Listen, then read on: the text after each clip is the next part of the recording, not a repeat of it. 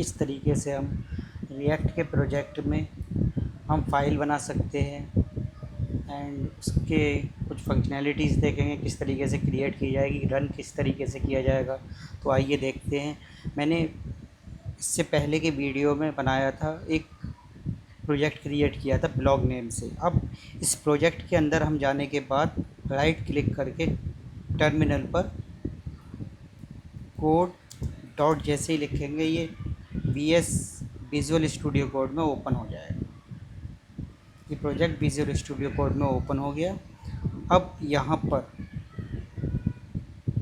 ये प्रोजेक्ट पूरा शो हो रहा है। अब यहाँ पर ये इसकी डायरेक्टरी होती है, सोर्स के अंदर आता है app dot C S S, app dot J X, index dot C S S, index dot J S, index dot J S, ये मेन फाइल होती है। इसमें इसी के अंदर सारे कंपोनेंट लिखे जाते हैं, जो भी फाइल बनाते हैं हम इसमें लिखते हैं। तो इसके अंदर एक फ़ाइल है ऐप डॉट जे एस के नेम से, ये एक कंपोनेंट है जिसमें ये इतना सारा डेटा लिखा हुआ है। ये अभी के लिए मैं हटा देता हूँ यहाँ से।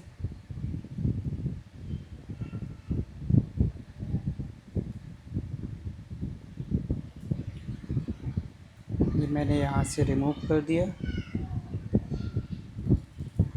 और इसके अंदर हम जैसे कुछ भी लिखेंगे, जैसे मान लिया H1 हेडिंग लगाई, जैसे ये एक कंपोनेंट है तो इसके अंदर हमने लिखा हेलो रिएक्ट। और इस फाइल को हम अगर रन करेंगे, रन करने के लिए कमांड होता है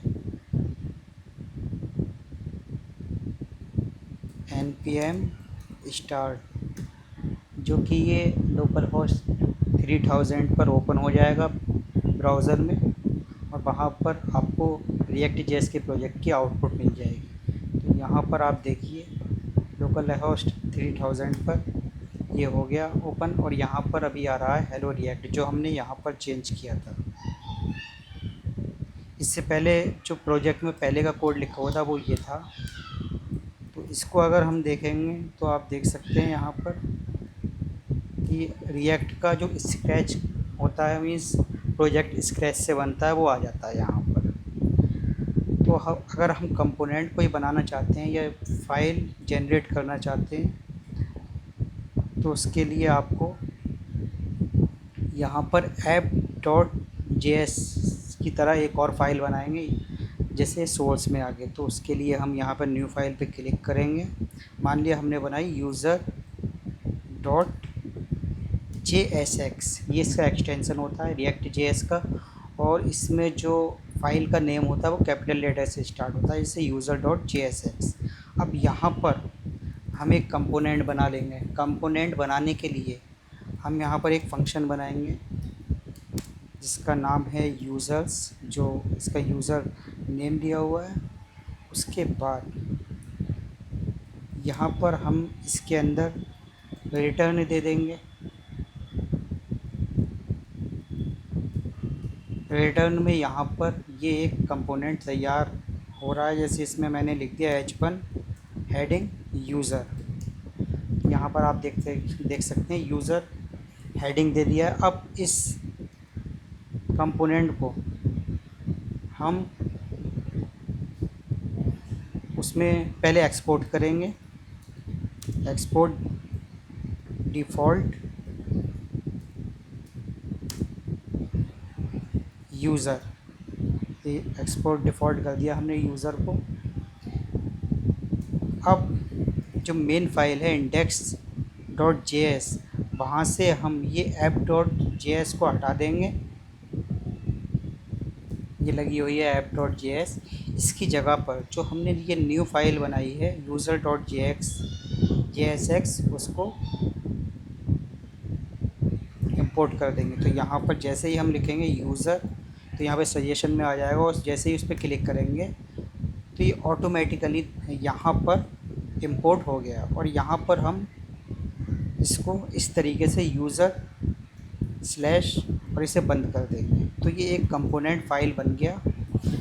ये सब आपको अभी समझ में नहीं आता होगा कि ये यूज़र ये लिखा हुआ है तो ये क्या सब लिखा हुआ है। तो ये आगे वाले लेक्चरों में धीरे धीरे आपको मैं समझाता चला जाऊँगा। तो यहाँ पर जैसे ही मैंने इसे इंपोर्ट किया और यहाँ पर आप देखेंगे ये शो हो जाएगा उसमें। यहाँ पर ये फाइल यूज़र आ गई, जो ये हमने कंपोनेंट बनाया था इसके अंदर, यहाँ पर ये इसमें शो हो गया। अगर मान लिया इसी तरीके से हमने एक और कंपोनेंट बनाया, यहाँ पर लॉगिन कंपोनेंट अगर हमने बनाया, कैपिटल लेटर में आएगा फाइल का नेम .jsx, ये एक फ़ाइल बन गई। ये दूसरा मेथड ये है कि अगर हम जल्दी से मींस कंपोनेंट जनरेट करना चाहते हैं तो RSC इसको जैसे ही क्लिक करेंगे तो ये कंपोनेंट ऑटोमेटिकली लॉगिन नेम से तैयार हो गया। अब इसके अंदर अगर हम हेडिंग देते हैं H1 और ये लॉगिन, ये आ जाएगा लॉगिन, और एक्सपोर्ट डिफ़ॉल्ट लॉगिन इसने ऑटोमेटिकली जनरेट कर दिया। अब इस फाइल को हम index.js जो मेन फाइल है उसके अंदर हम इंपोर्ट कर लेंगे। इंपोर्ट करने के लिए जैसे ही लॉगिन पे क्लिक करेंगे तो वो ऑटोमेटिकली इसमें इंपोर्ट हो गई।